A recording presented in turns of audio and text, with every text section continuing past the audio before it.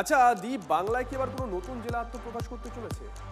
জানি না, প্রশ্ন একটা উঠছে যে বাংলায় কি নতুন জেলা হবে, নতুন জেলা কি শিলিগুড়ি হবে? দার্জিলিং থেকে শিলিগুড়িকে আলাদা জেলা করার প্রস্তাব কয়েকজন বিজেপি বিধায়কের। মাটিগাড়াকে শিলিগুড়ি পুরো এলাকায় অন্তর্ভুক্ত করারও প্রস্তাব দেওয়া হয়েছে। প্রসেনজিৎ আমাদের সঙ্গে টেলিফোনে রয়েছেন, আমাদের সহকর্মী। প্রসেনজিৎ, গোটা বিষয়টা যদি একটু খোলসা করে বলো যে কোন জায়গা থেকে প্রস্তাবটা এসেছে এবং কি কারণে এই প্রস্তাবটা দেওয়া হয়েছে, কি চাইছেন তারা? দেখো, পদ্মপথে বাংলা নতুন করে এই সরকার গঠন হওয়ার পর এবার জেলায় জেলায় প্রশাসনিক বৈঠক করে বাস্তবতাটা বুঝে নিচ্ছেন বিজেপির নেতৃত্ব, যারা ক্ষমতার মসনদে এই মুহূর্তে বসেছেন।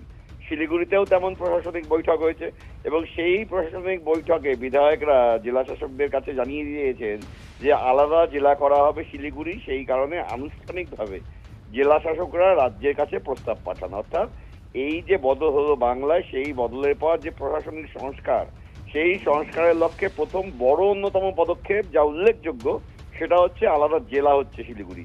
এখানেই বিজেপি থেমে থাকেনি, এর পাশাপাশি শিলিগুড়ি পৌর নিগমের এলাকা বৃদ্ধি করা হচ্ছে। মাটিগাড়া, শিব মন্দিরের মতো এলাকা যেগুলো ক্রমবর্ধমান এলাকা, সেই এলাকাগুলোকে নাগরিক পরিষেবার আওতায় নিয়ে আসা হবে।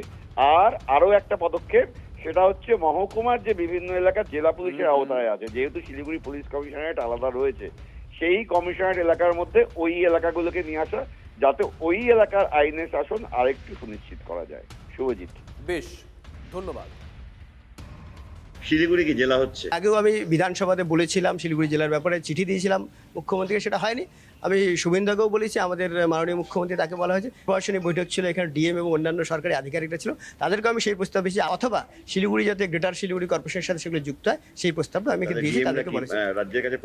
তারা পুরো বিষয়টা নোট করে নিয়েছেন এবং তারা সেগুলো যথাযথ তাদের যা করণীয় সেটা তারা করবেন বলে আমাদের আশা করছি।